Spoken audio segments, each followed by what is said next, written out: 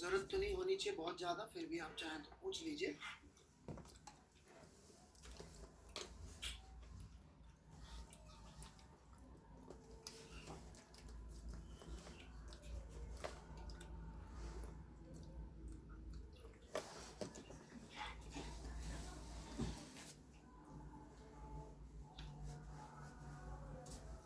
एक challenge question दिया था,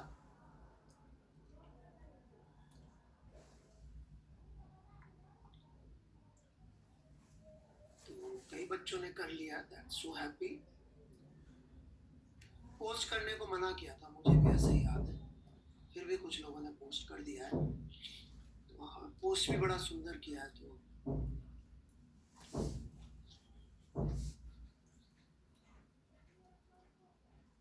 और काफी लंबे तरीके से किया है।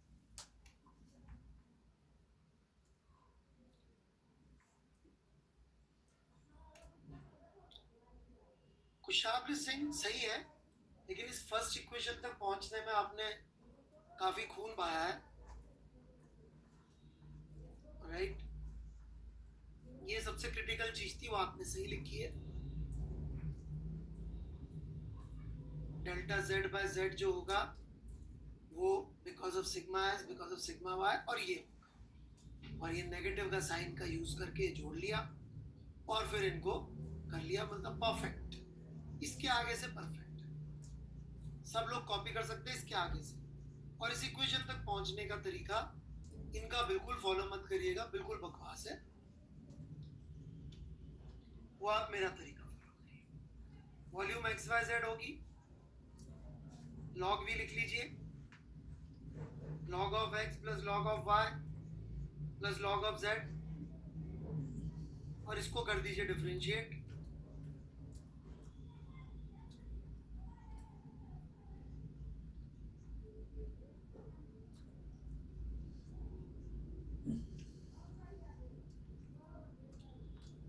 ठीक है, अब जो इसमें एक थोड़ी सी गड़बड़ है वो बता देता हूं मैं। ये माइनस का साइन करके इन्होंने लास्ट में क्या लिख किया है, माइनस की गड़बड़ तो नहीं कर दी है कुछ?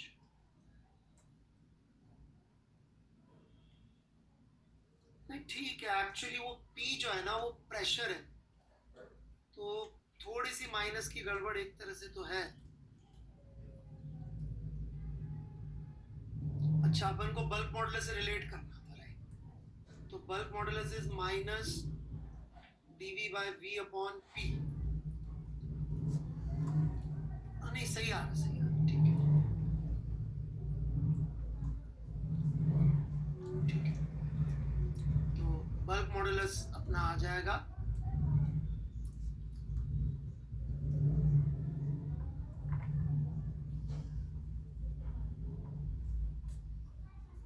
उल्टा लिख दिया है मैंने, 1/b आएगा, सॉरी, वो कंप्रेसिबिलिटी बोलते हैं वैसे, इसका भी एक नाम है कंप्रेसिबिलिटी। ओके, तो 1/b कितना आ गया, 3 1 माइनस 2 म्यू अपॉन गामा। तो बल्क मॉडुलस कितना आ गया फाइनली,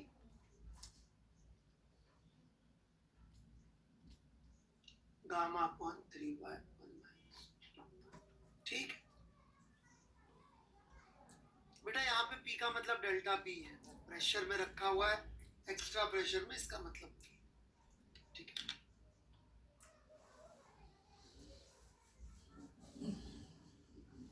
नहीं मत भेजिए, सब लोग एक बार सॉल्यूशन कॉपी कर लीजिएगा, और कोई स्टेप में डाउट हो तो पूछ लीजिए।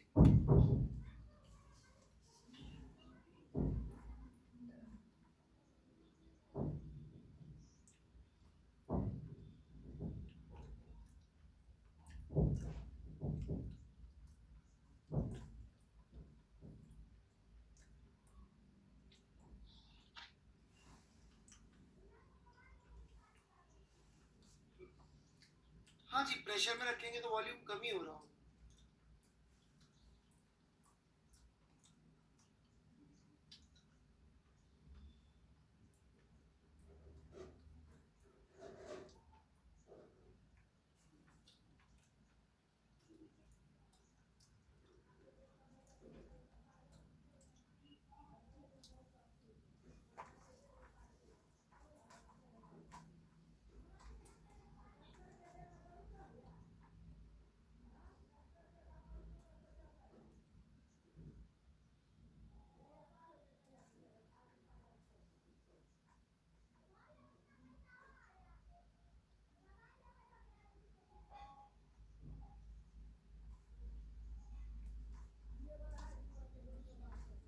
चटर्जी का क्वेश्चन लेना चाह रहा हूं। लिख लिया सबने? चलिए जी। चटर्जी क्या मेथड लगाया है, थोड़ा सा लिख देते तो बेहतर रहता। मैं कोशिश करता हूँ समझने की।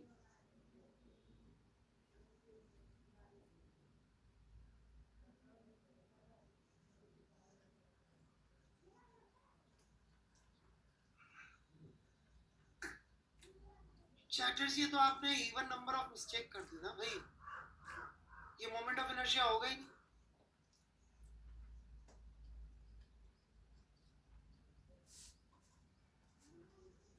या लिख बोल मोमेंट ऑफ इनर्शिया है, इस एक्सिस के अबाउट मोमेंट ऑफ इनर्शिया लिखने जाएंगे तो ये तो आएगा ही। मोमेंट इनर्शिया तो ये डिस्टेंस होगा, तो वो तो आप बोल मोमेंट ऑफ इनर्शिया रहे और लिख एंगुलर मोमेंटम रहे। तो पहले तो इक्वेशन गलत लगा रहे हैं, तो मिस्टेक्स कर रहे हैं या बेवकूफ बना रहे हैं खुद को। Tau equal to I alpha लिख देता हूँ सर को बेवकूफ बनाने के लिए, और वहां आई अल्फा नहीं लिखूंगा, वहां D L by D T लिख दूंगा। ये सही है यार?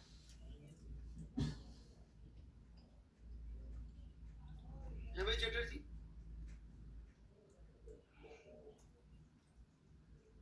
तो सही हो ही जाएगा ना।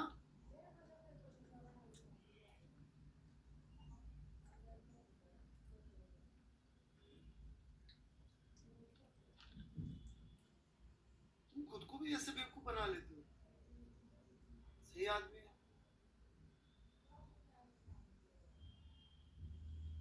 मना किया था फिर भी कुछ बच्चों ने पोस्ट किया है, चूंकि एक का देख लिया बाकियों का भी देखना पड़ेगा। रिवू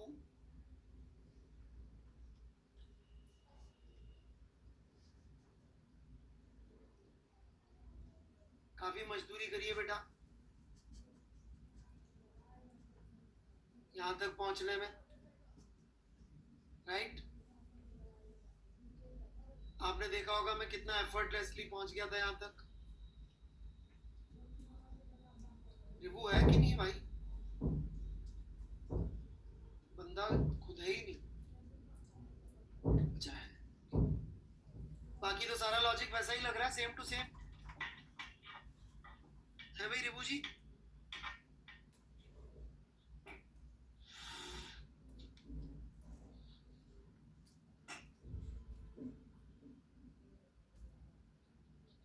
चलिए फिर आगे बढ़ते हैं।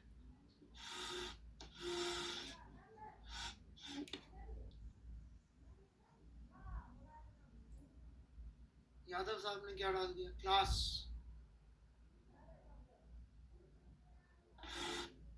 ये क्या है यार, क्लास क्या होता है यादव साहब?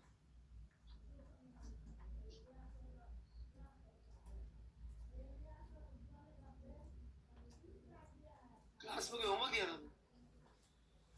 ओ यस।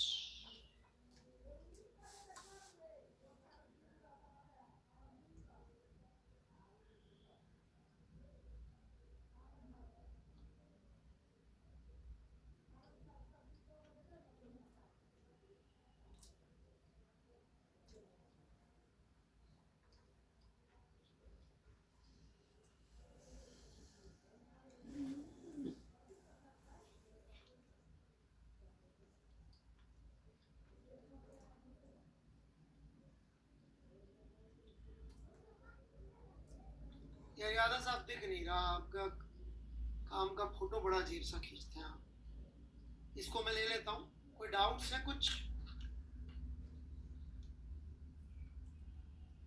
Any doubts?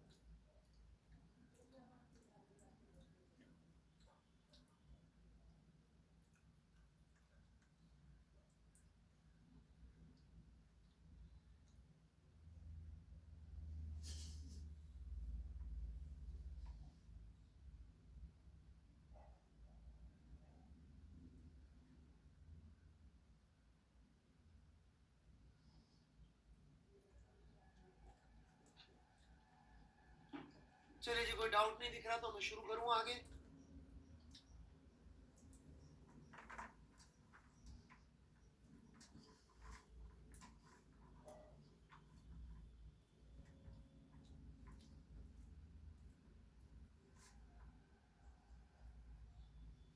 ठीक है, तो शिफ्ट वाला सवाल कर देता हूं।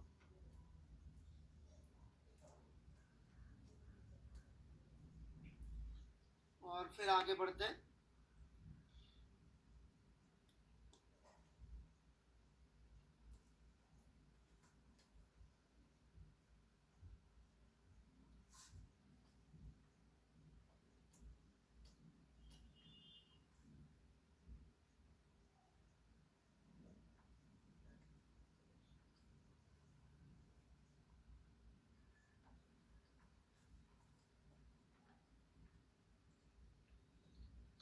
सो लेट्स से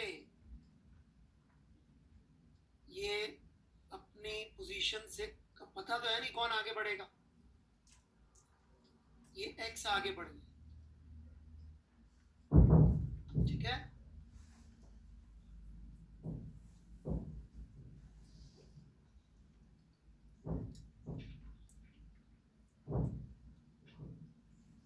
तो ये एक्स पीछे आ गया।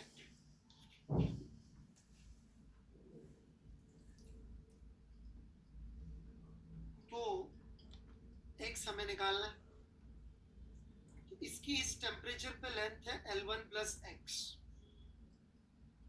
और होनी चाहिए थी L1 1 plus alpha 1 delta theta, और है कितनी L1 प्लस एक्स। यदि वो येलो वाली रॉड होती थोड़ा और आगे जाती, येलो वाली रॉड होती तो और आगे जाती। एग्रीड और नॉट?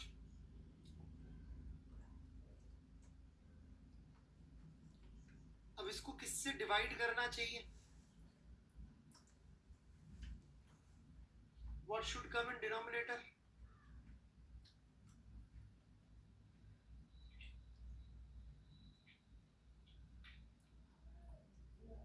एक्चुअली तो आना चाहिए बच्चों ये पूरी टर्म। नहीं, L1 प्लस एक्स तो बिल्कुल नहीं आना चाहिए, क्योंकि इस टेम्परेचर पे इसकी नेचुरल लेंथ ये है।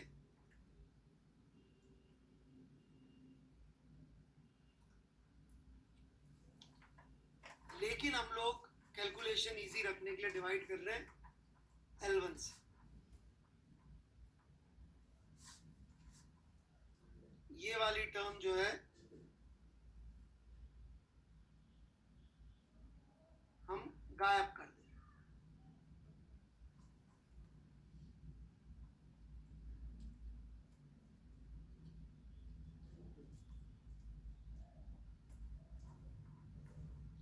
तो ये स्ट्रेन इन 1 होगा। एग्रीड और नॉट?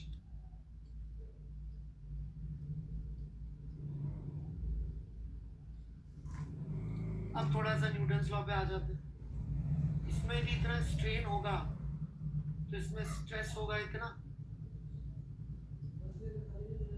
और ये इतना फोर्स आसपास वालों पे लगा रहा होगा।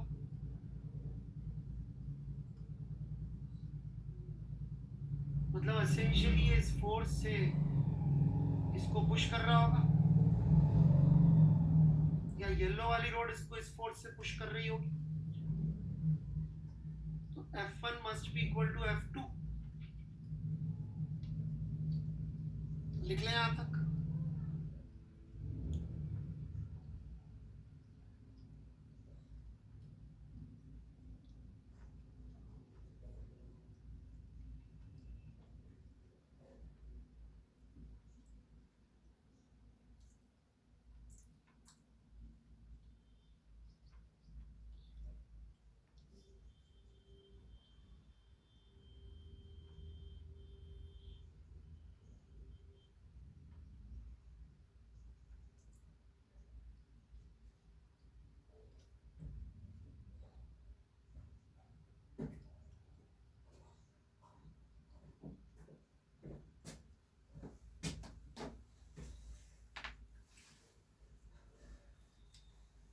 किचन है।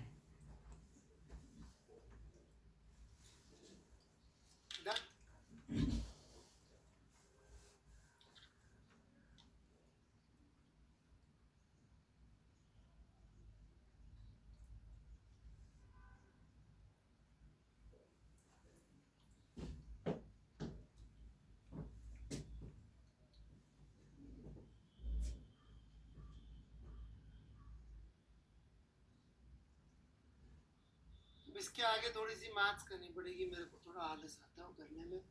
आप करके एक्स निकाल लो।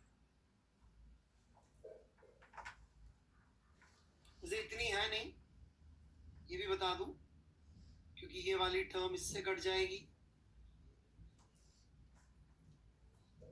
तो जल्दी जल्दी हो जाता। ठीक है, L1 L2 में रिलेशनशिप दे तो और फास्ट हो जाएगा काम।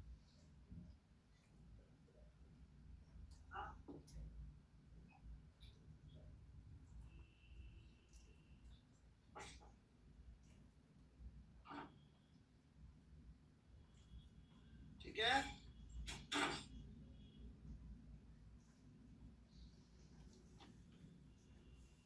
चलिए जी।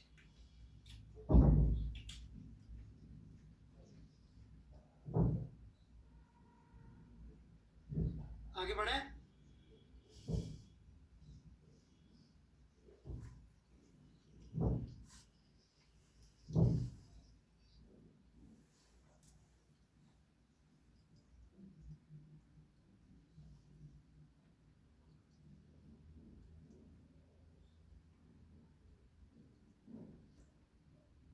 क्लियर है बिल्कुल? ठीक है,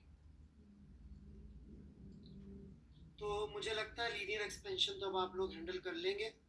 ठीक है, एक दो अच्छे सवाल मैं दूंगा आज, ट्राई कर लीजिएगा। HCV में ज़्यादा अच्छे हैं नहीं सवाल, पर जैसे भी हैं जितने भी हैं कर लीजिएगा। ठीक है, प्रैक्टिस हो जाएगी। अब मैं दो तरह के एक्सपेंशन और बचते हैं, सॉलिड में और फिर एक लिक्विड का। बड़ा बोरिंग सा पार्ट है ये, ऑलराइट, जल्दी जल्दी हो जाएगा, ज़्यादा कुछ नहीं है इसमें। तो ये दोनों करके और फिर कैलोरीमेट्री कोशिश करते हैं, आज शुरू हो जाए तो टाइम बहुत है। ऑलराइट,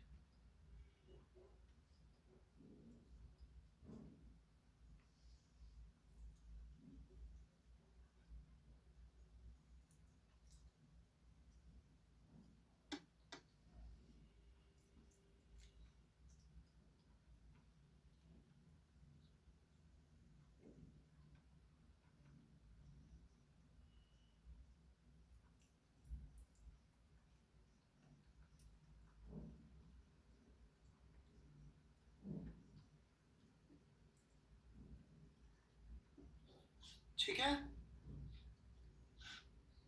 खत्म मान लीजिए बंसल जी, अपना क्या।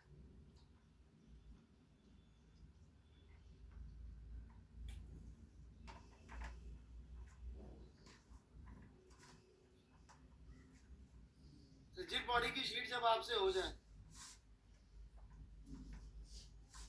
क्या बोलते हैं आयुष्मान जी, जब तक आपसे रिजिड बॉडी की शीट खुद से होने लग जाएगी ना, तब तक खत्म कर दूंगा मैं।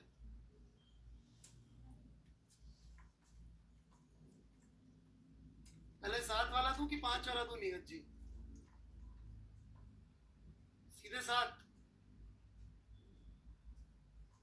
अपना क्या 7 वाला अरे है भाई, ये कथूरिया को शीट ही करनी होती है, इसको शीट ही मांगता रहता है। कई लोग तो बता रहा हूँ ना, मतलब अच्छा इनसे पूछ लो कि बेटा तूने क्वालिटी की शीट खत्म कर ली क्या? सर ऐसी बात है मत करो सर, आप पैसे मैंने दिए ना, तो सर मैं मांगूंगा सर, आपने तो पैसे दिए तो आप कैसे मांग सकते हो sir? Who is the customer? अरे हाय बिछाना पर पैसा तो तुझे में कला घुसा ले दी अब हेरा गेला मैं कस्टमर हूं। हमेशा याद रखिएगा, पैसे आपने नहीं दिए, आपके पिताजी ने दिए, राइट? कस्टमर वो है।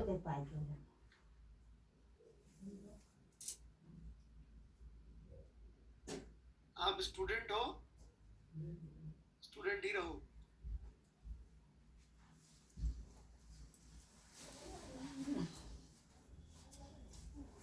दे दूंगा, शीट अपलोड कर दूंगा।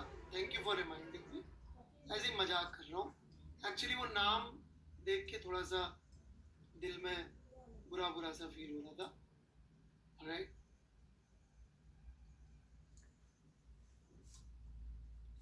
ब्रांड वैल्यू, वही बात। जेई क्वेश्चन का मैंने बना दिया यार, अपलोड भी कर दिया, ढूंढू क्या? मैं डाल दूंगा उधर, एक मिनट। यही क्वेश्चन का सॉल्यूशन मैंने बनाया था, आप देख लेना कितना समझ में आता है। नहीं समझ में आएगा तो फिर दोबारा बना दो।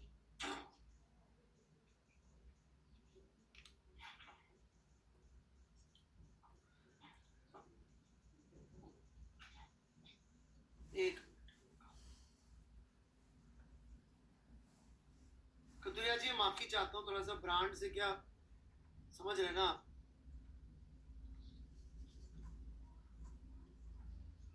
अरे इसमें आप क्या कर सकते हैं, आप भी मजबूर हैं, आपकी ब्रांड ही ऐसे। अच्छा पता है, मैं मजाक नहीं कर रहा था, आई वॉज वेरी सीरियस। आपको बड़ी इंटरेस्टिंग चीज बता दूं, किसी ने कंपनी का नाम सुना आईटीसी? किसी को फुल फॉर्म पता है?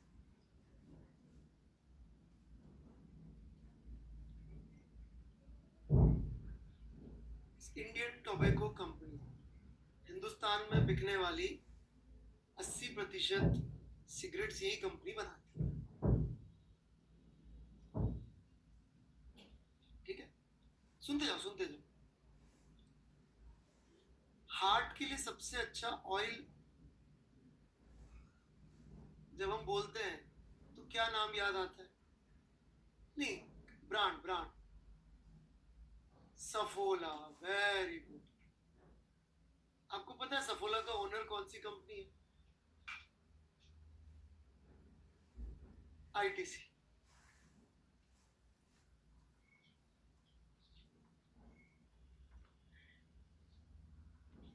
सबसे अच्छी क्वालिटी का आटा कौन सा आता है घर में? Very good. इसका ओनर कौन है कंपनी, इस ब्रांड का?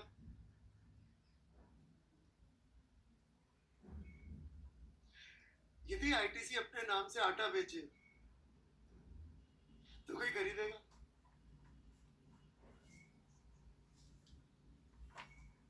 आईटीसी अपने नाम से हार्ट हेल्थी ऑयल बेचे तो कोई खरीदेगा? आप सोच लीजिए ब्रांड से कितना फर्क पड़ता है। उनको ब्रांड नेम चेंज करना पड़ता है।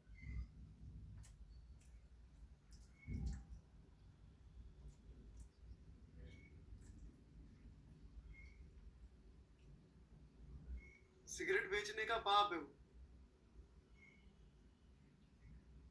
यार अपलोड नहीं किया क्या?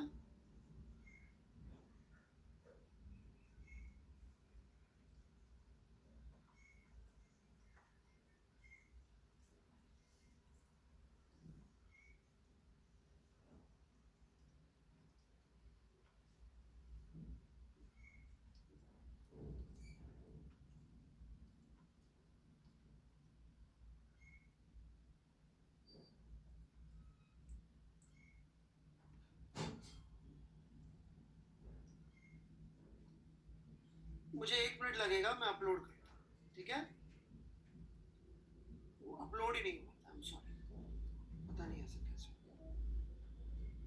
1 मिनट में अपलोड हो जाए।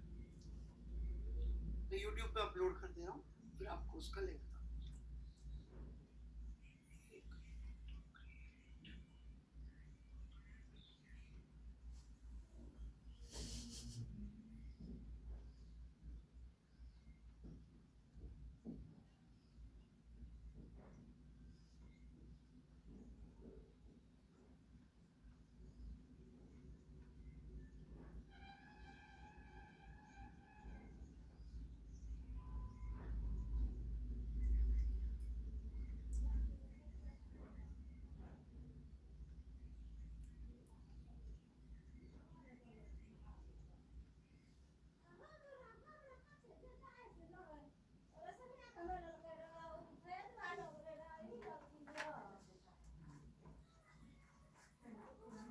प्लीज लिंक कभी मत खोलिएगा, प्रोसेस हो रहा है वीडियो, वेट ही कर लेते 2 मिनट, वीडियो प्रोसेस हो जाए।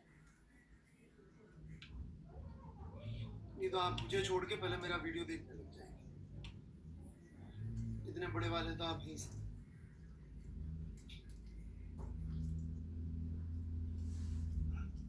ओके, सवाल देख लीजिए 2 मिनट।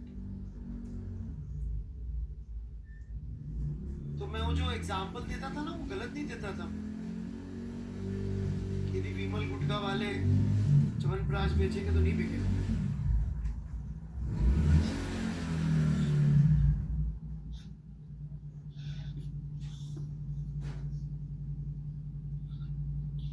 तो एक रॉड थी, सीधी खड़ी हुई थी, ठीक है, स्मूथ सरफेस है, कहीं कोई फ्रिक्शन नहीं है, एक कॉर्नर में सीधी खड़ी हुई थी और हल्का सा डिस्टर्ब हुई, फिसलने लगती, ठीक है।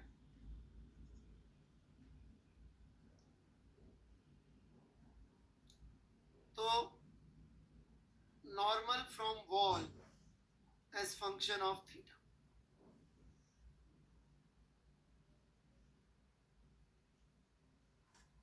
बहुत सिंपल सा सवाल।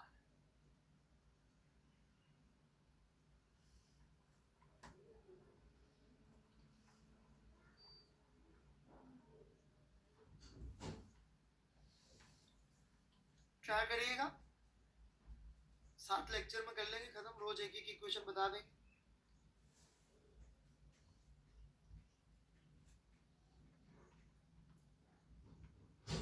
चलिए बड़े आगे। हाँ, रॉड का मास दे रखा है भाई, मास लेंथ सब दे रखा है, मास है में, लेंथ एल है, यूनिफॉर्म है, ग्रेविटी ऐसे लग रही है, ग्रेविटी भी यूनिफॉर्म है, और हवा भी नहीं है, और अर्थ की मैग्नेटिक फील्ड भी इग्नोर कर सकते हैं आप, राइट।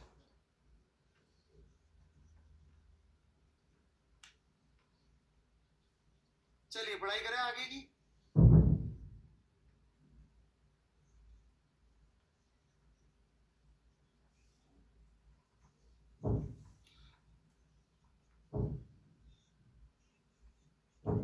जिस भी बच्चे ने मुझसे सॉल्व करवाया उसको थैंक यू, आयुष बंसल था शायद, alright, thank you very much. अच्छा, नेहा थी, as a function of theta, पहले सीधा था रॉड और फिर फिसलने लग गया ऐसे ऐसे, तो as a function of theta चाहिए नॉर्मल।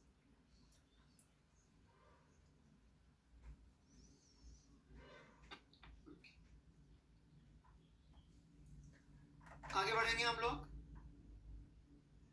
Superficial expansion.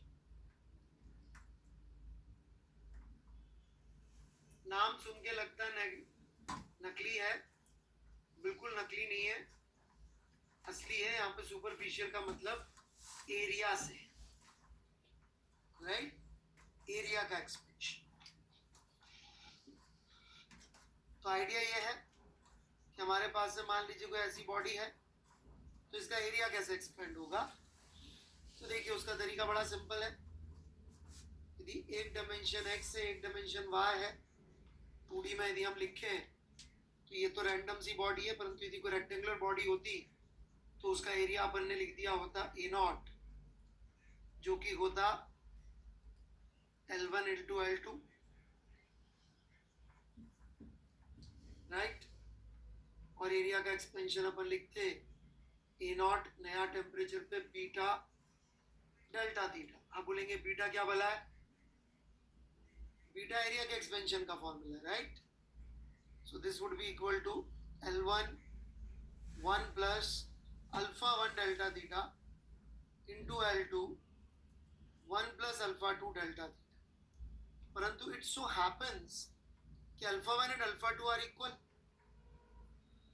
मैं इसलिए बता रहा हूँ, कभी कभी कोई ऐसा प्रॉब्लम आ सकती है अल्फा 1 अल्फा 2 बराबर ना हो, आ सकती है ऐसी प्रॉब्लम।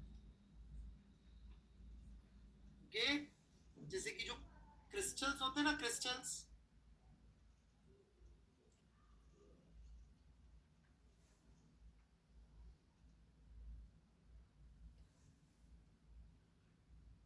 उसमें हर डायमेंशन में अलग अलग होती है हर चीज, ठीक है कि नहीं। उसमें एक डायमेंशन में वेरिएशन अलग होता है, दूसरे डायमेंशन में अलग तरह का variation, right.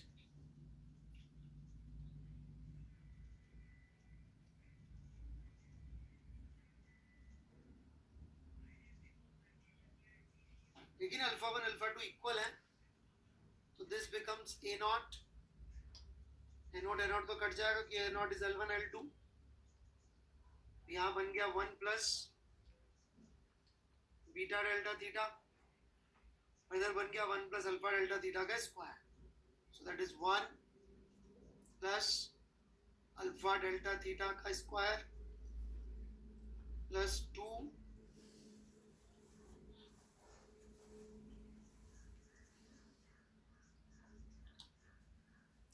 a square plus 2ab, that is 2 alpha delta theta.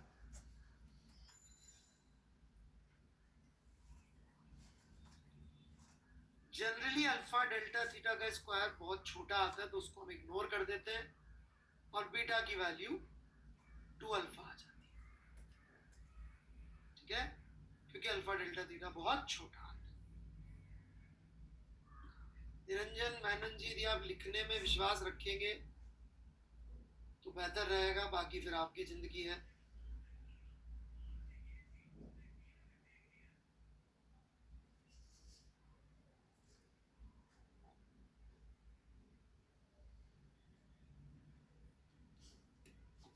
कोई तकलीफ समझने में किसी को कॉपी कर लिया तो बेसिकली हम लोग एरिया के एक्सपेंशन के लिए इस तरह से फॉर्मूला लिखते थे।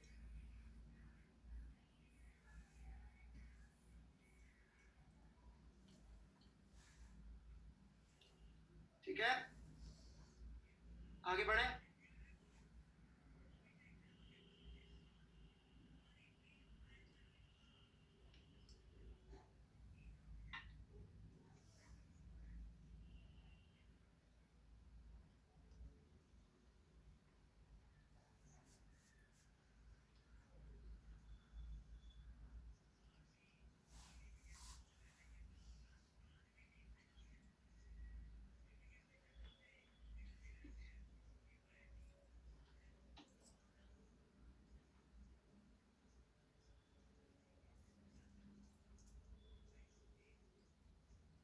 क्योंकि अल्फा डेल्टा थीटा बहुत छोटा होता है, आपको बताया था अल्फा 10⁻⁻5 से -6 के ऑर्डर का होता है, राइट।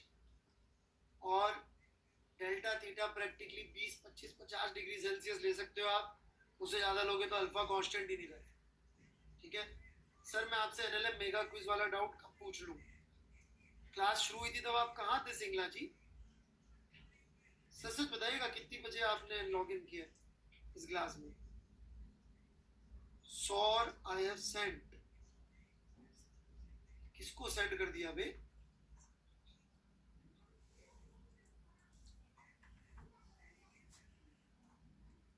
अबे चिट्ठी लिख के भेज दियो क्या घर पे?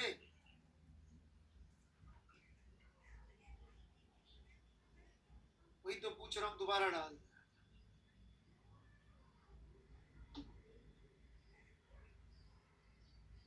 एनेबल ही नहीं हो रहा है सिंगला जी, ये लोग नहीं चाहते तो चाहता हूँ, क्वेश्चन क्या भी एनेबल नहीं हो रहा, मैं क्या करूँ?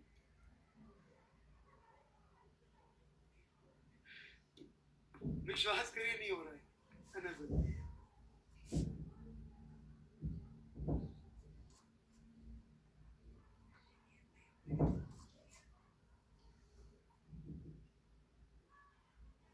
आगे बढ़ू मैं?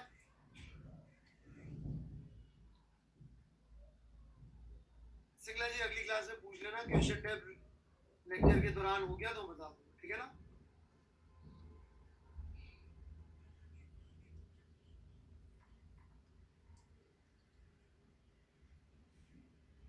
मान लीजिए हमारे पास एक डिस्क है, ओके, और उसमें बीच में जो है होल है,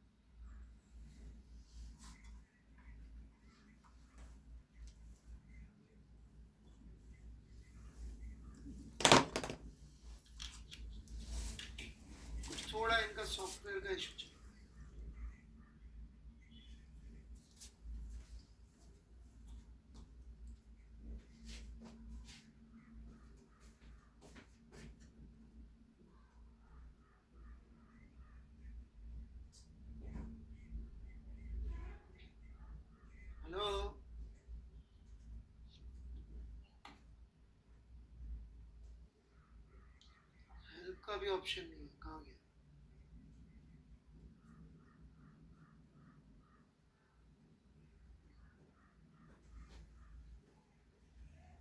सिंगला जी आपने सबकी वाट लगा दी।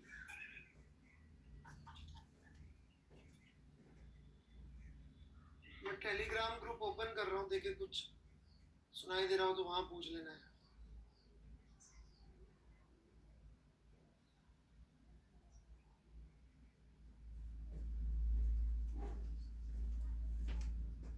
कैसे ओपन करते हैं पहले ये परमिशंस, सेंड मैसेज। मुझे सुन सकते हैं क्या आप लोग? ये सुन सकते तो टेलीग्राम पे सुन सकते हैं। अच्छा, तो एक बार मैं इसको रीस्टार्ट करता हूँ, है ना? कोशिश कर ले। क्या यार सिंगला जी आपने सबकी वाट लगा।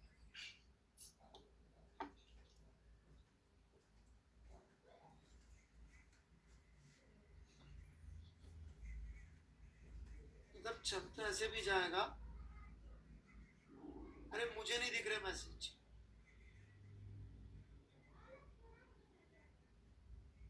मैं ऐसा करता हूँ, अपना ये पूरा टैब सब कुछ बंद करता हूँ और दोबारा खोलता हूँ, ठीक है ना? 2 मिनट के लिए मैं गायब होऊंगा और फिर वापस आता हूँ, ठीक है ना?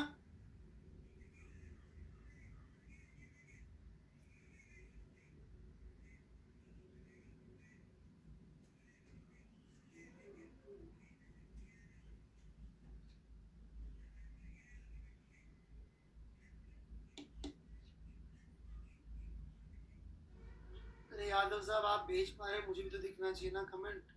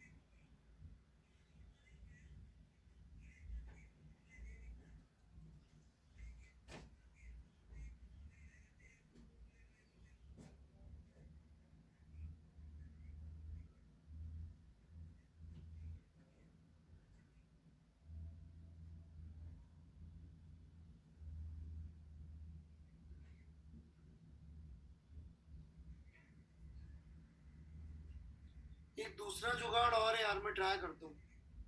गिव मी 3-4 मिनट्स, मैं दूसरे तरीके से जुगाड़ कोशिश करता है, ठीक है?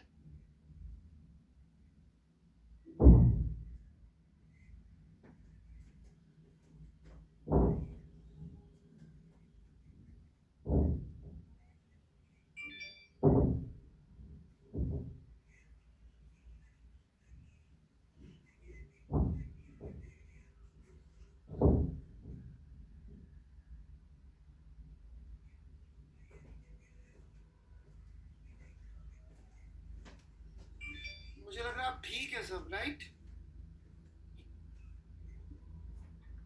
Yes, I can see your messages.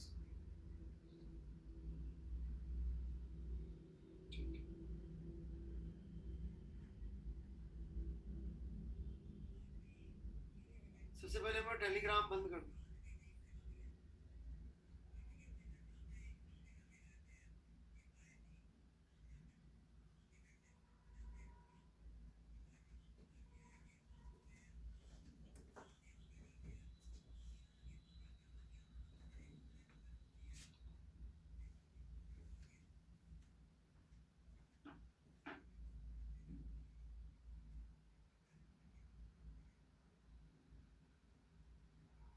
अच्छा राघव सिंगला जी, ये वाला डाउट, इक्वेशन तो बनानी पड़ेगी, मैं थोड़ी बनाऊंगा आपके लिए। जबरदस्ती आपने सबका इतना टाइम वेस्ट करा। अटेम्प्ट के बिना मैं डाउट नहीं बताता, सॉरी। नहीं हुआ छोड़ दीजिए। छोड़ दीजिए इसको।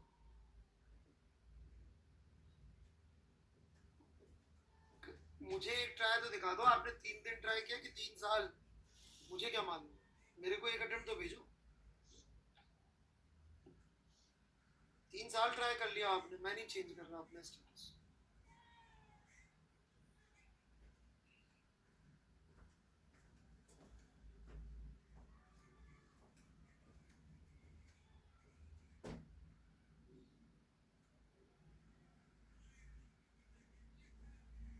राइट, बिल्कुल।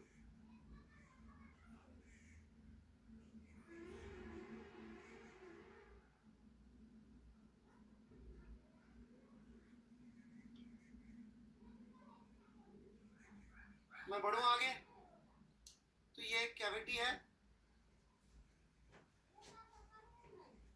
सिंगला जी मैं ब्लॉक कर दूंगा, do not waste my time. पढ़ाई लिखाई करनी नहीं है, लाइक की बात। चलिए जी, ये एक डिस्क है जिसके बीच में एक होल किया हुआ है। अपन यदि टेम्परेचर बढ़ाएंगे तो सवाल ये है कि होल छोटा होगा या बड़ा, होल का साइज इंक्रीज या डिक्रीज।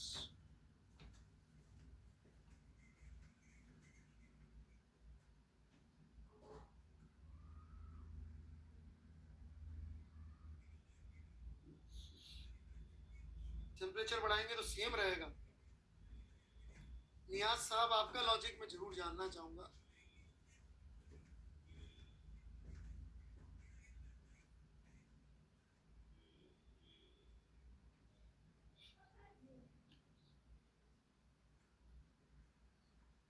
कोई लॉजिक के साथ लिखना चाहेगा? सिर्फ इंक्रीज डिक्रीज की जगह सर इस वजह से हो रहा है, जल्दी से।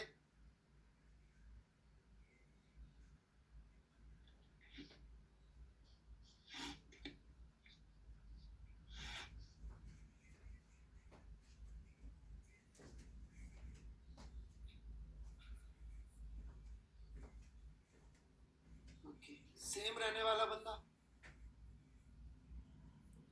चलिए अब मेरा लॉजिक सुनिएगा। ये दोनों मॉलिक्यूल्स को तो मालूम है नहीं आगे जगह खाली है कि भरी है। इनको तो एक दूसरे से दूर जाना ही पड़ेगा कि नहीं जाना पड़ेगा? सारे मॉलिक्यूल्स को एक दूसरे से दूर जाना पड़ेगा, इनको भी दूर ही जाना पड़ेगा। वो तभी संभव है जब एक्सपेंशन हो।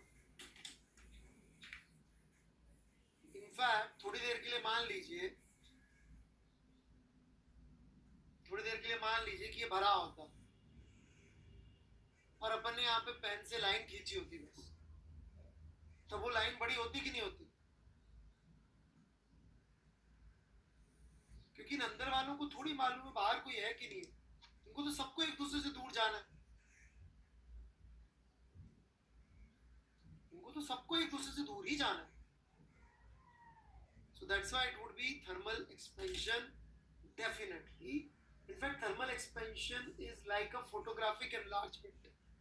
जैसे आपने छोटा सा एक गुब्बारा लिया, थोड़ा सा फुलाया, उस पर एक चित्र बना दिया। अब गुब्बारे को आप फुलाते जाओ, फुलाते जाओ, क्या होगा? चित्र बड़ा होगा कि नहीं होगा?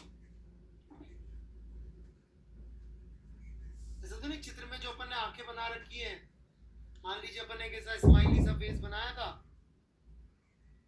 राइट? तो जो आंखें बना रखी है उनकी साइज उतनी रहेगी और बाकी सब बड़ा हो जाएगा, राइट?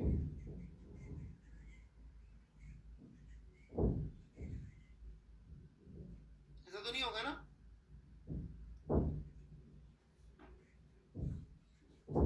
हाँ, राइट? अपन ने एक बंदे की फोटो ली जिसका नाम है चमन सिंह, उसका यदि अपन ने फोटोग्राफिक एनलार्जमेंट कराया तो फोटो बन गई चिंपो की। चिंपो की तो फोटो नहीं बन जाएगी ना चमन सिंह की photo. You understand chimpo, right? Ayush Bansari don't understand चिंपो।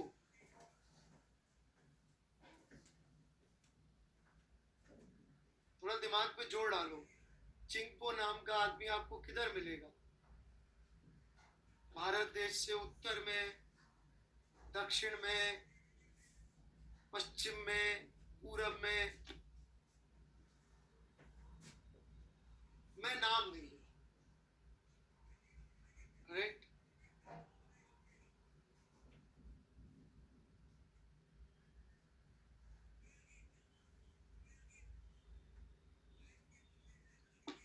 आगे बढ़ू मैं? सबको याद रहेगा? होल्स भी बड़े ही होंगे, छोटे नहीं होंगे।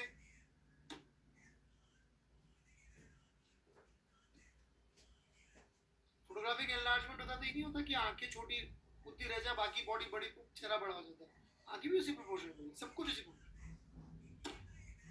Easy enough? चलिए, वॉल्यूम एक्सपेंशन, अंदर के गैप छोटा होगा। हे भगवान, कौन सा गैप छोटा कर रहा है अलिफ दास?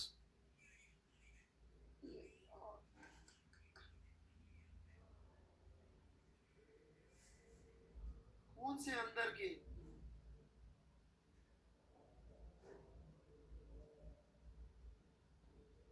मेरा सेकंड टैब खुला हुआ है क्या?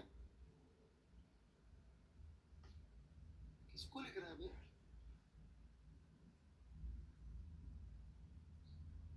चलिए,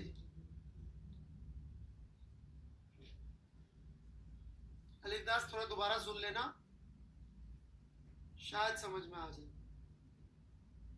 नहीं तो अगली क्लास में पूछ लेना, ठीक है?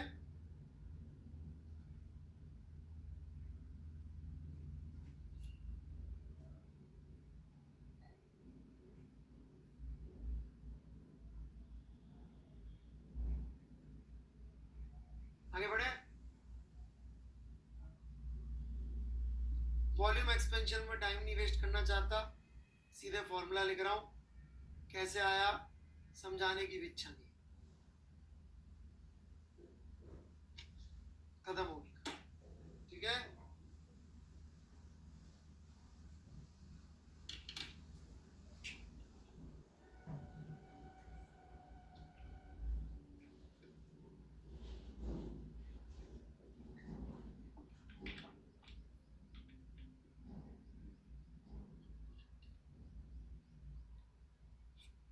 हाँ जी निखत जी, ये लो बस, मैंने भी ऐसी नहीं जितना पढ़ा दिया। खुश?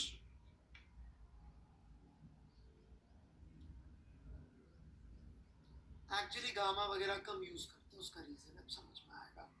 लिक्विड का एक्सपेंशन, ठीक है? लिक्विड में भी आप फॉर्मूला लिख सकते हैं, V is equal to V naught 1 plus gamma delta theta. परंतु लिक्विड में एक बेसिक सी प्रॉब्लम है। क्या प्रॉब्लम है? प्रॉब्लम ये है लिक्विड के अंदर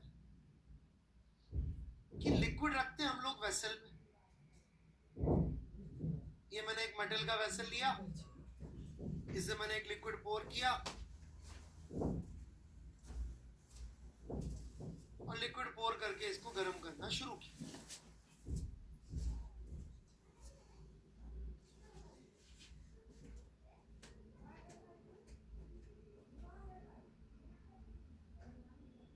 ठीक है?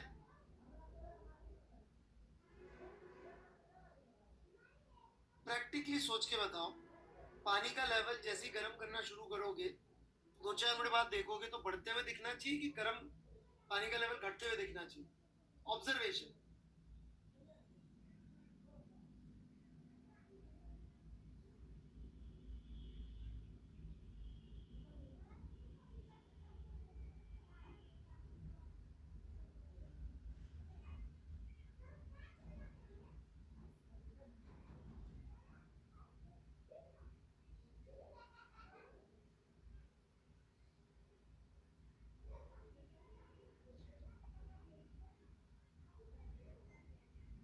क्यों घटते हुए दिखना चाहिए?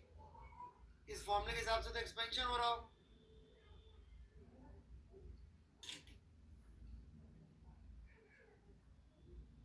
पैन एवोपरेट हो जाएगा, वो नहीं आदमी।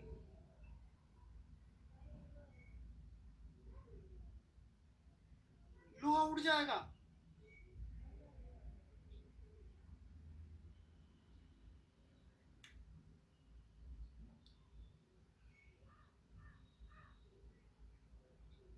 भाई मैं इसका आंसर नहीं दे पाऊंगा, सॉरी। तो बेसिकली क्या होगा, लिक्विड वेसल का एरिया बढ़ेगा। बढ़ेगा कि नहीं बढ़ेगा वेसल का एरिया? यदि वेसल का एरिया बढ़ेगा तो क्या होगा?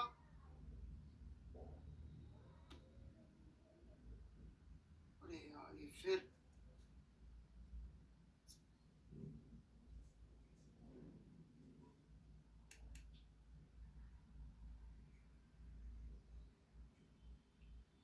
यदि वेसल का एरिया बढ़ेगा तो क्या होगा, लिक्विड का लेवल कम, क्योंकि लिक्विड गर्म बाद में होगा, पहले गर्म कौन होगा, वेसल। पहले वेसल गर्म होगा फिर लिक्विड गर्म, तो हाइट डिक्रीज हो जाएगी। तो प्रॉब्लम यही है कि यदि अपन देख के वॉल्यूम नापने जाएंगे तो गड़बड़ हो जाएगी, राइट? इसलिए बड़े लोगों ने एक दूसरी बात कही, उन्होंने क्या कहा कि density into volume which is mass would be same।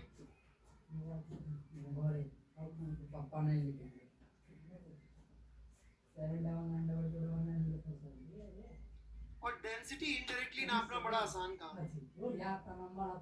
तो फॉर्मूला क्या बन जाएगा,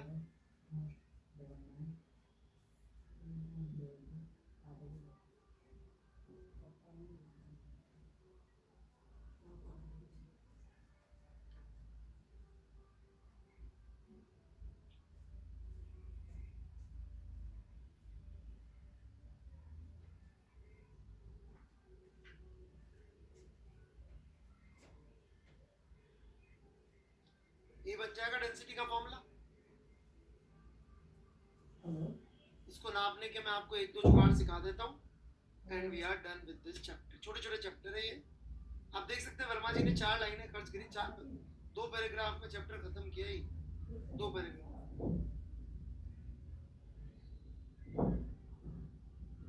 राइट? सो देखिए,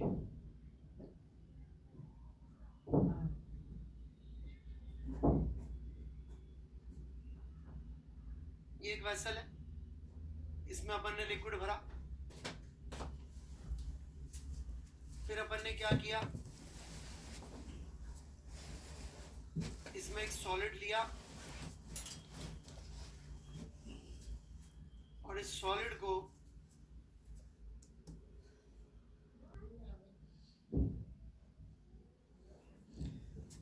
ये एक वेसल है, इसमें अपन ने लिक्विड भरा, फिर अपन ने क्या किया, इसमें एक सॉलिड लिया और इस सॉलिड को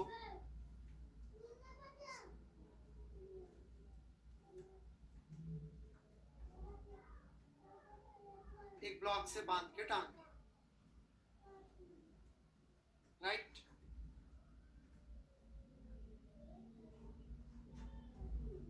तो ये जो बैलेंस होगा, यदि इसका वेट W0 है मास का, क्या W0 नापेगा क्या? नहीं ना।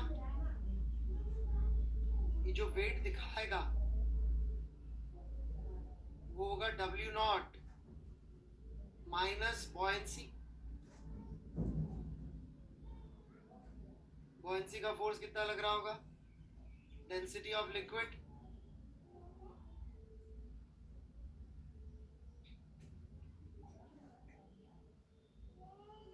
into volume of solid into G, rho Vg। इतना तो सबको आता होगा। अब इसको बाहर निकाल लो, टेम्परेचर डेल्टा थीटा बढ़ा दो, फिर से दोबारा इसमें डुबो, फिर से वेट नापो। अब की बार जो नापोगे आप,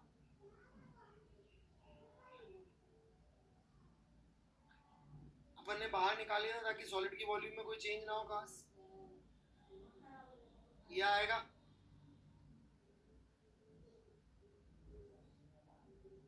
राइट। सब्ट्रैक्ट कर दीजिए,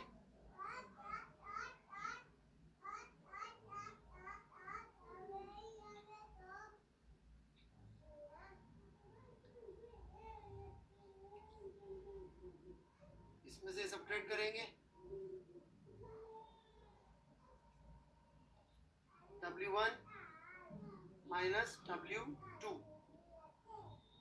ये बन जाएगा rho 1 V solid G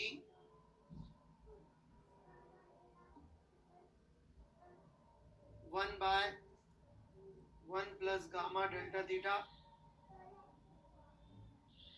minus 1,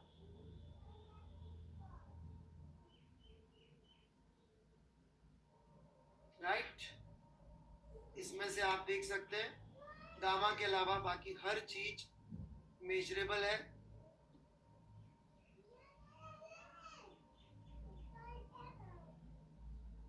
तो ये सब आपने नाप रखी है एंड यू आर डन। आया समझ में? ये बेसिकली आपकी लिक्विड की डेंसिटी है सेकेंड टेम्परेचर। तो आपने यहाँ पे नापा तो सही, पर through density not through volume. Through volume नापेंगे तो बड़ी प्रॉब्लम हो जाएगी।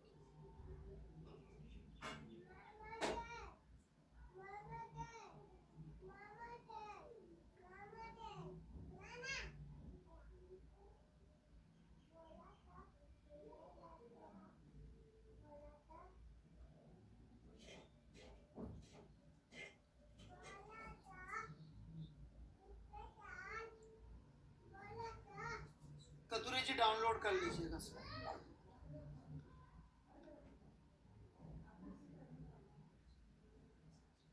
सुप्रीत राज जी 9वीं 10वीं कक्षा में पढ़ाया जाता है बॉयंसी का फॉर्मूला, आपको नहीं आता तो याद रख लीजिए, मैं जब फ्लूइड पढ़ाऊंगा तो बता, हालांकि केमिस्ट्री में ही बताया हूँ।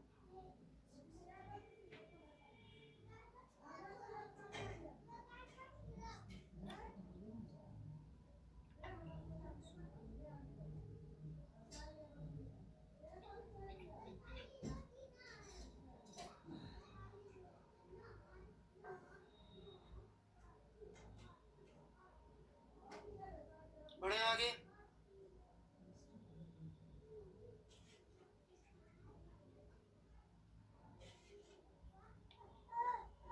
चलिए जी, लेट्स प्रोसीड फर्दर।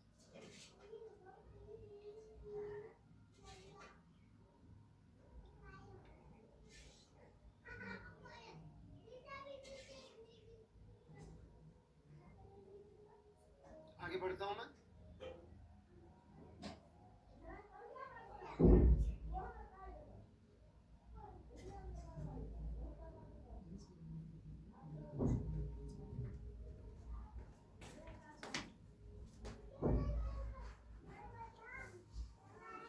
मान लीजिए अपन ने एक ऐसी ट्यूब ली,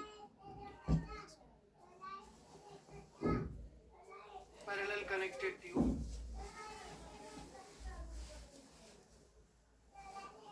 और इसमें अपन ने लिक्विड भर दिया।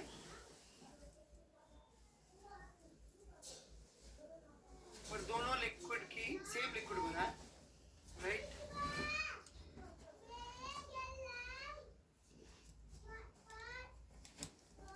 और दोनों आर्म्स में टेम्परेचर अलग अलग मेंटेन कर लिया।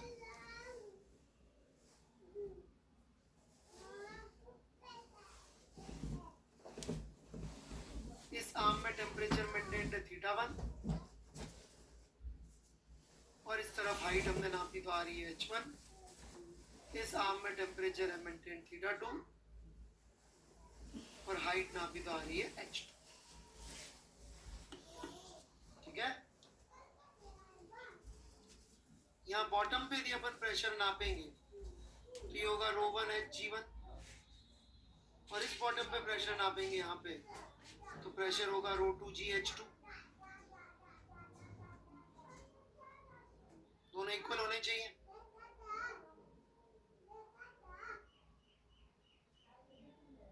हाइट नापी जा सकती है।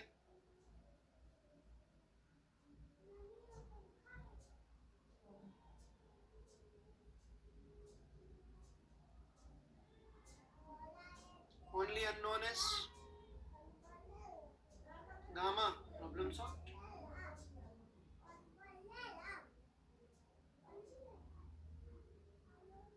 आई क्या बात समझ में? तो इसे इनडायरेक्ट तरीके से आप लिक्विड का एक्सपेंशन नाप सकते।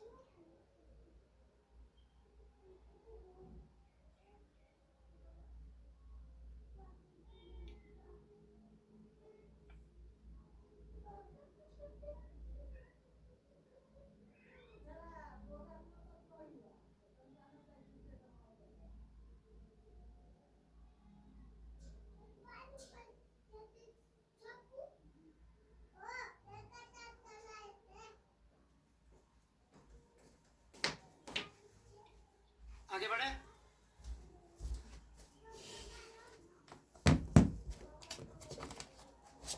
सो लास्ट नहीं सॉरी अभी तो हीट ट्रांसफर बाकी है। छोटा वाला एक लास्ट चैप्टर कैलोरीमेट्री, ये भी बहुत छोटा सा ही है, ठीक है। और इसको भी थोड़ा सा आज और थोड़ा सा अगली क्लास में करके हम लोग खत्म कर देंगे, ठीक है। शुरू करें। छोटे छोटे से पोर्शन है, मतलब आप मान सकते हैं कि ये जो कोर्स की ऑफिशियल डेट है उसमें 4 लेक्चर और बाकी है शायद। तो जो ऑफिशियली सेकंड कोर्स शुरू होगा सीधे केटीजी से शुरू होगा या हीट ट्रांसफर से शुरू होगा। लिखा हीट ट्रांसफर होगा बट वो मेरे ख्याल से हीट ट्रांसफर भी आधा तो हो चुका, ठीक है। केटीजी थर्मोडायनामिक्स बचेगा बस। तो ये समझ लीजिए आप नवंबर और दिसंबर ये 2 महीने और होंगे, यानी अल्टरनेट भी चल रहा है अपना, उसमें फ्लूइड एसएचएम और यही बचेगा केटीजी, तो आराम से हो जाना चाहिए, ठीक है। मैं पहले फ्लूइड लूंगा फिर एसएचएम।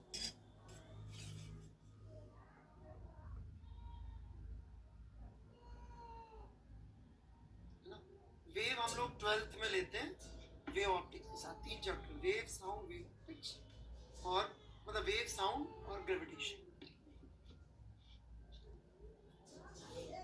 चलिए मैं शुरू करता हूं। कैलोरीमेट्री,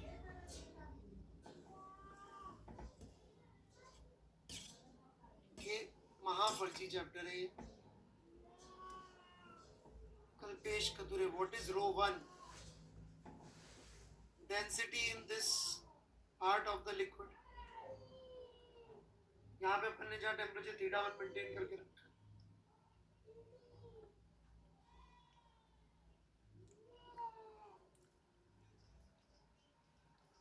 ये इक्वेट किया ना प्रेशर, OGH प्रेशर, यहाँ G से G काट दिया और रो 2 को अपन ने फॉर्मूला बताया ही था, रो 1 upon 1 plus gamma delta theta होता है।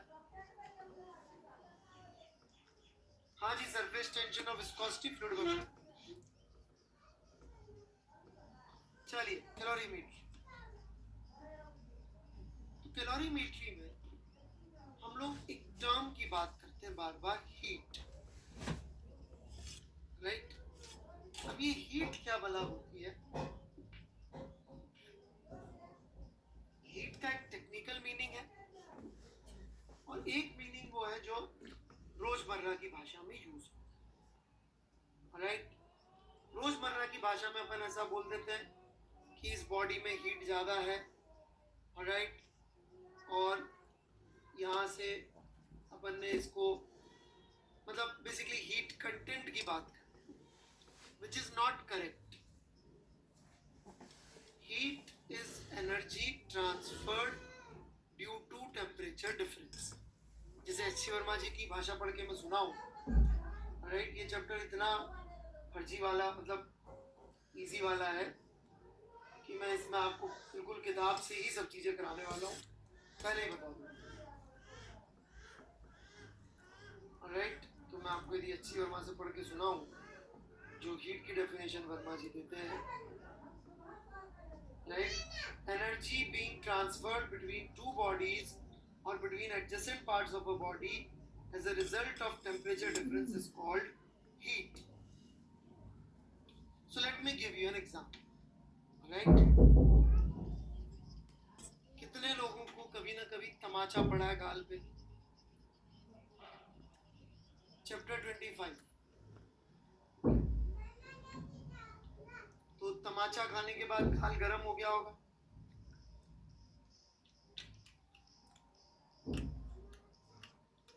थप्पड़ पड़ती है तो गाल गर्म गर्म नहीं हो जाता?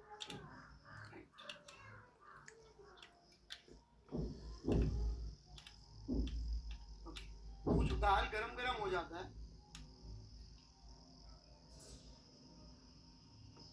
वो, स्वाति जी लड़की आपको कौन मारेगा? राइट, मम्मी भी। मम्मी मारेगी ज्यादा से ज्यादा, मम्मी का हाथ में कितनी ताकत है? राइट है भाई यादव साहब? पापा के हाथ का थप्पड़ में थोड़ी बात होती है।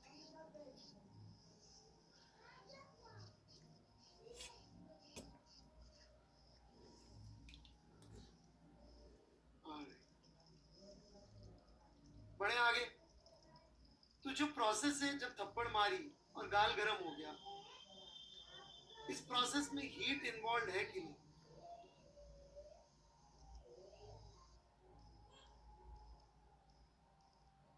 Correct answer is no.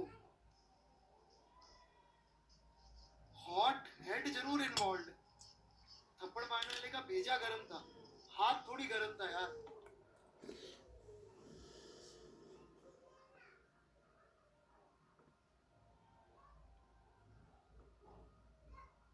आप खुद सोचो, थप्पड़ मारने वाला क्या पहले हाथ गर्म करता है और आपको आइस पैक देता है, गाल पे लगाओ, 15 मिनट में वेट करूंगा, अब मारूंगा तुमको? टेम्परेचर डिफरेंस कैसे थोड़ी गर्म हो रहा है? It is mechanical energy getting converted to thermal energy. There is no heat involved.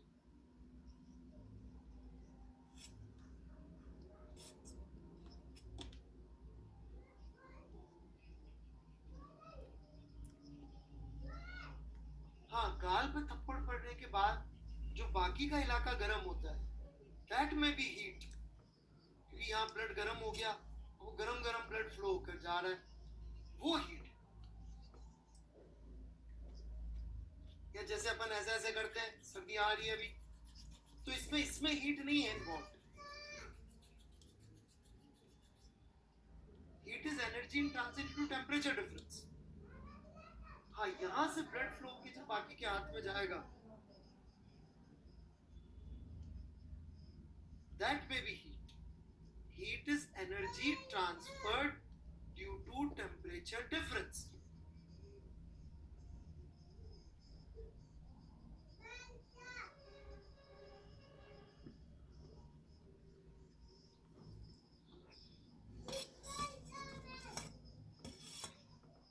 Got it? तो थप्पड़ पड़ने में क्या इन्वॉल्व है, हीट की हॉट हेड?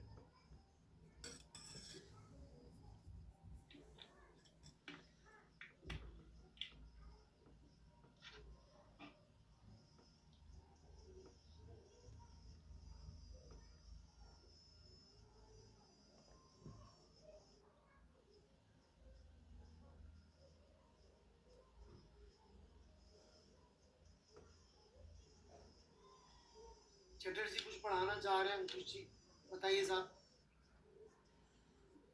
किसको किस में कन्वर्ट कर दे रहे हैं आप कुछ अलग बात कहना चाह रहे हैं ना, जो मैं कह रहा हूँ आप कह रहे हैं नहीं साहब ये बात सही नहीं है, कन्वर्जन हो रहा है। मैं कह रहा हूँ नहीं हो रहा है।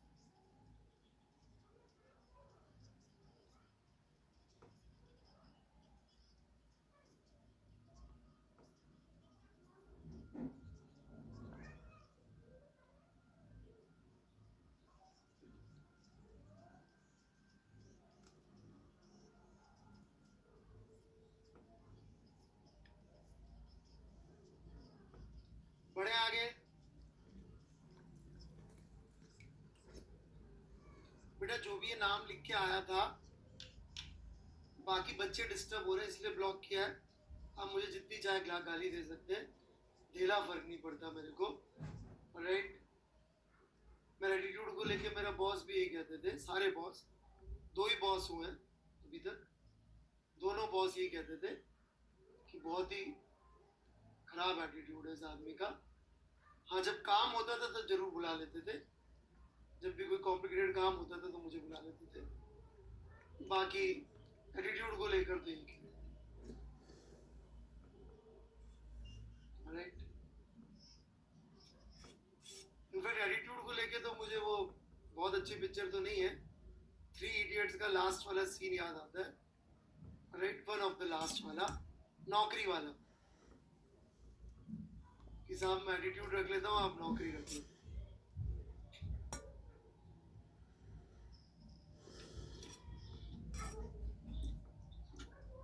बहुत मेहनत से कमाया यार ये एटीट्यूड।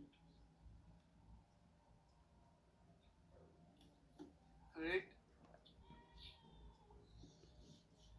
जब तुम परिवार के साथ ये एटीट्यूड रख सको तब बात करना बेटे, अभी तो क्या पिताजी के पैसों पे है जो भी है। Have a family, have this attitude, then let's talk. Be responsible for the family and then keep this attitude and provide for your family.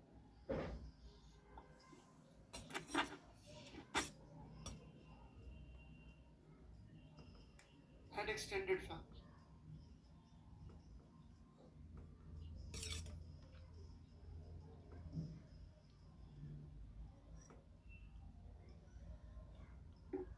चलिए जी, बड़े आगे, हीट क्लियर है सबको? एनर्जी, चटर्जी आप कुछ कहना चाह रहे थे? मैं एक बार बंद करूंगा, सिर्फ चटर्जी लिखेंगे। ऑलराइट, थप्पड़ में कहीं हीट इन्वॉल्व नहीं है। Mechanical energy getting converted directed to thermal energy, thermal energy is not heat. तो चटर्जी कुछ कहना है तो कहिए आप।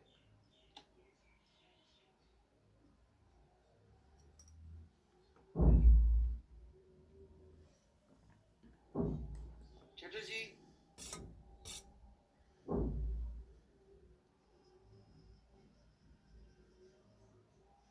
ओके, तो थप्पड़ में हीट इन्वॉल्व नहीं है, थप्पड़ खाने के बाद वो हीट नहीं है, थर्मल एनर्जी है।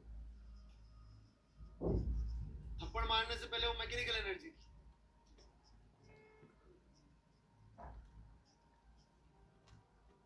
ठीक है ना?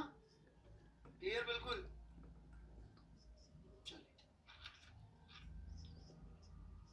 इनफैक्ट वर्मा जी की भाषा में मैं सुना दूं, बड़ा अच्छा कहते हैं।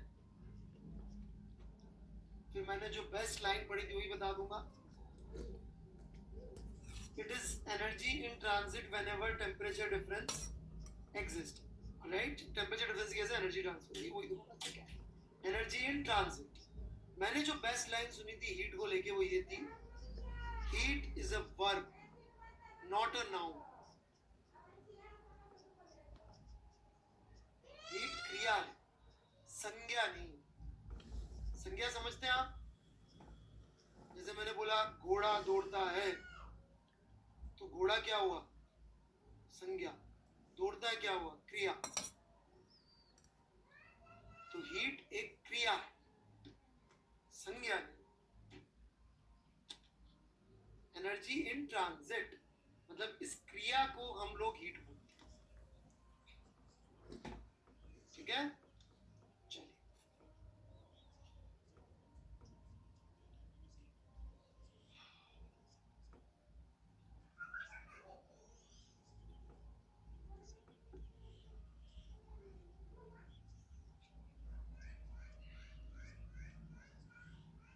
इंग्लिश में बोलूं, heat is a verb not a noun. OP English क्या होता है यार? मैंने हिंदी बोला तो इंग्लिश क्यों बोल रहा है? नहीं, तो हिंदी बोलना चाहिए था ना, ओपी हिंदी।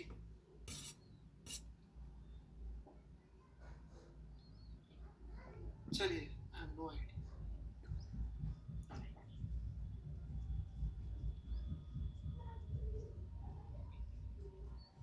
सर मैं कह रहा था नॉन कंजर्वेटिव फोर्स मैं थर्मल में कन्वर्ट करते हैं, जैसे जब हम ब्लॉक कोई ब्लॉक देते हैं और पूरा mechanical energy to bed form which can be thermal, yes, but thermal energy is not heat energy. Thermal energy is a noun. Heat is a verb. Transfer, transit. जैसे work भी is a noun. Sorry, verb. Work भी एक क्रिया है. Transit.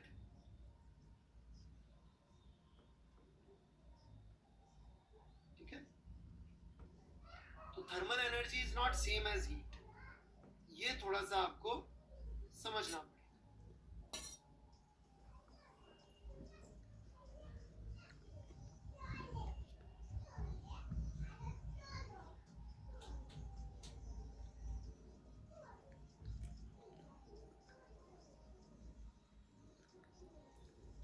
बढ़े आगे.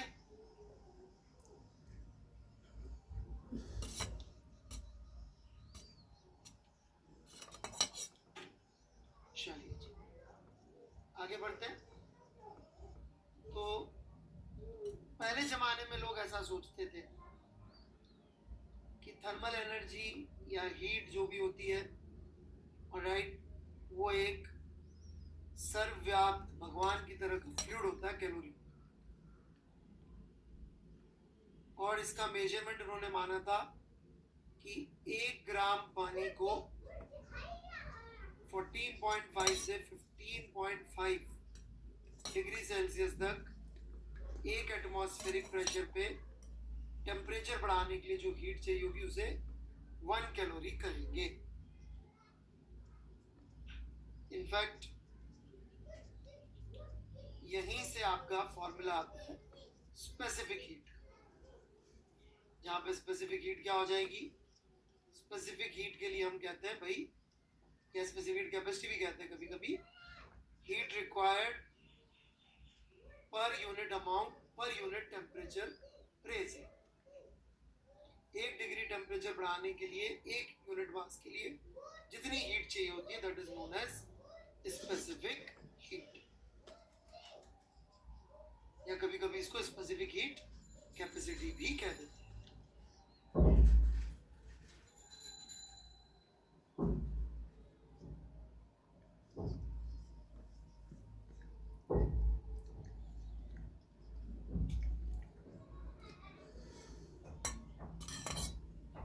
समझ में आई क्या बात?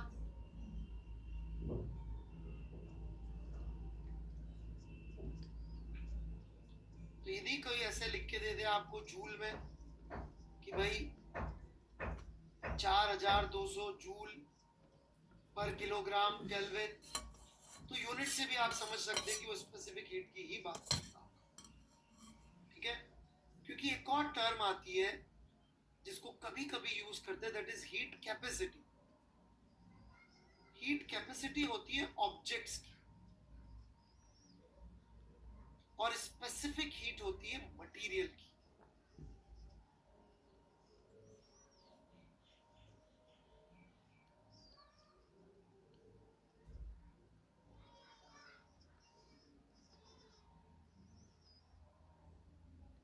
ये होती है मटेरियल की. कैसे पहचान में आएगा? इसकी यूनिट्स देखेंगे तो ऐसी मिलेगी. ये आपको मिल जाएगा सब HCV के अंदर, आज दूंगा मैं आपको, तो उसे मिल जाएगा सब चीज.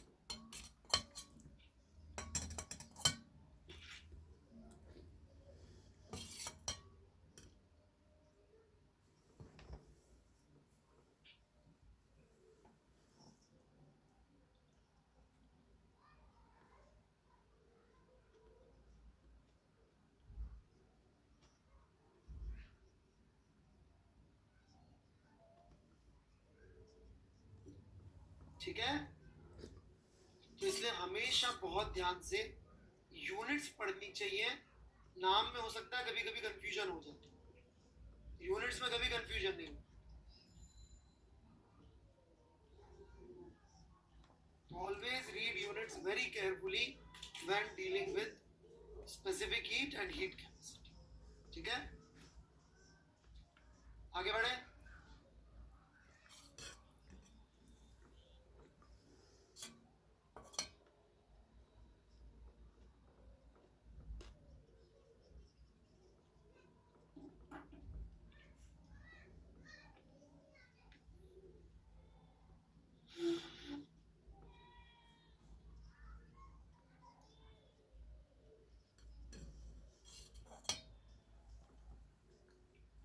Okay,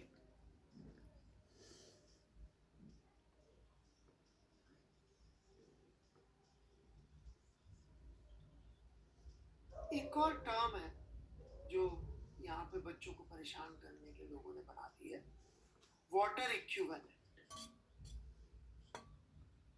which is another way of giving heat capacity.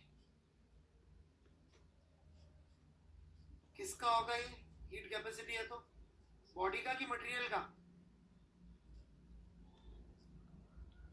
Object का, राइट, बॉडी का।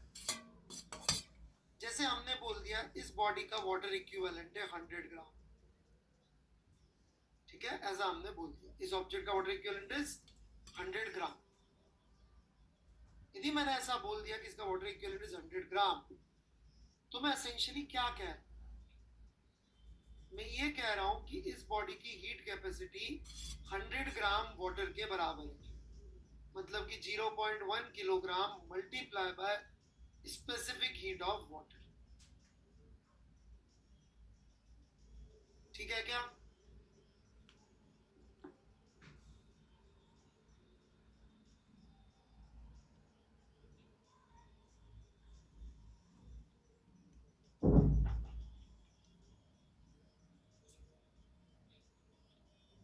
तो अब मैं क्या चाहता हूं कि आप लोग चैप्टर 25 में जो मैं सेक्शन बता रहा हूं, राइट, जैसे पढ़ भी लेंगे तो कोई नुकसान नहीं है, पढ़ तो सारे लीजिए, okay.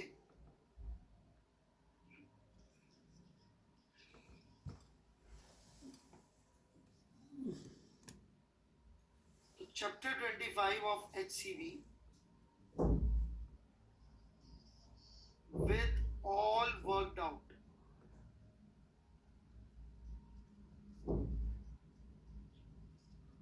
in chapter and out chapter, समझ गए ना?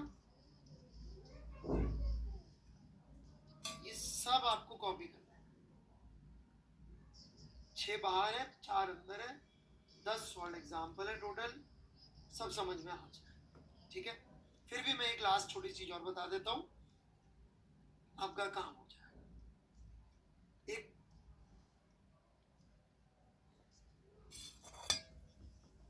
सॉल्व खुद से कर लो तो और भी अच्छा है, पहले ट्राई कर लेना मेनन साहब, हो जाए तो बहुत अच्छा, नहीं हो तो कॉपी कर लेना कम से कम, ताकि जब मैं क्लास में लॉजिक बताऊं तो आपको घबराहट ना हो। लास्ट इसमें एक है principle of calorimeter.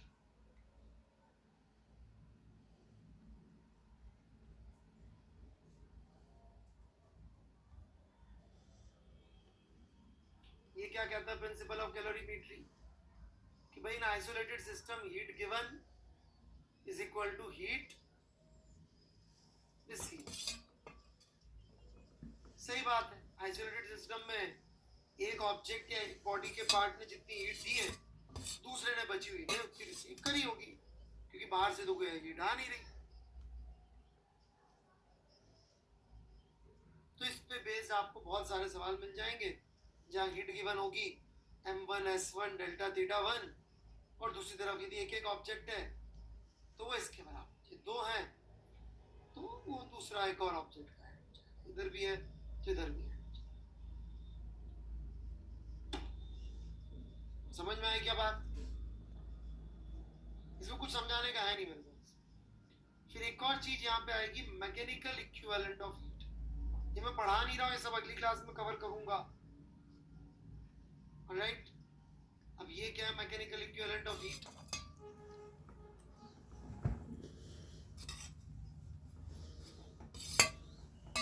Mechanical equivalent of heat की कहानी है, कहानी सुन लो। एक बंदा था जूल, जिसने ये पहली बार बोला कि मैकेनिकल एनर्जी और थर्मल एनर्जी एक ही फॉर्म एनर्जी है जो इंटर कन्वर्ट हो सकती है, okay? जो इंटर कन्वर्टिबल, इसलिए उनके नाम पे ये नाम रखा गया। और उन्होंने ये कैलकुलेट करके बताया कि 1 कैलोरी 4.186 जूल के बराबर होती है, मतलब 4.186 जूल के बराबर मैकेनिकल वर्क को यदि आप हीट में कन्वर्ट करेंगे तो 1 ग्राम पानी का टेम्परेचर 1 डिग्री सेल्सियस से बढ़ेगा। तो ऐसे करके बिल्कुल फर्जी सा चैप्टर है ये, राइट। आप कॉपी करके आए, मैं सारे सॉल्व एग्जाम्पल लिखूंगा, कुल जमा 10 सॉल्व एग्जाम्पल है, 20-25 मिनट लगेंगे। पर आप पेन चला के आएंगे तो फायदा ये होगा कि आपको खटखट समझ में आएंगी चीजें, ठीक है। और थ्योरी भी मैं HC वर्मा की ले लूंगा, उसमें कुछ वो नहीं। और जो उसने 2-3 मेथड बता रखी है उसको दिल पे नहीं लेना है, वो बहुत समझने की कोशिश नहीं करनी, बहुत यूजफुल भी नहीं। सर वो 7 इक्वेशन वाली सवाल का टाइम कब तक है आप बताओ? Dussehra, Diwali, Christmas, happy New Year, Republic day,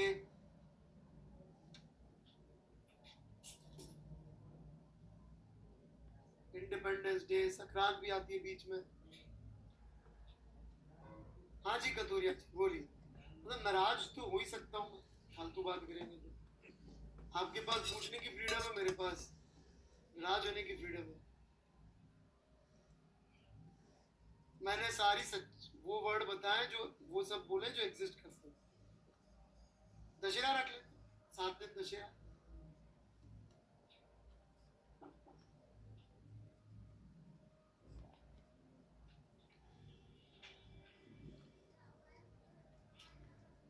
Ravan 10 सिरों वाला होता था, अपनी प्रॉब्लम 7 सिरों वाली है।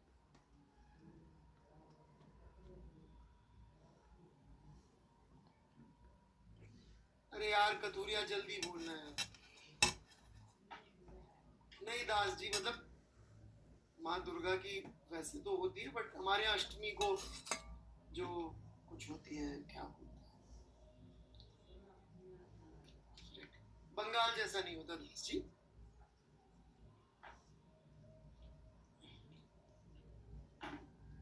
हाँ जी इस वाले में नहीं, इस वाले में नहीं पढ़ाऊंगा इनको, हमने 11th में नहीं पढ़ा।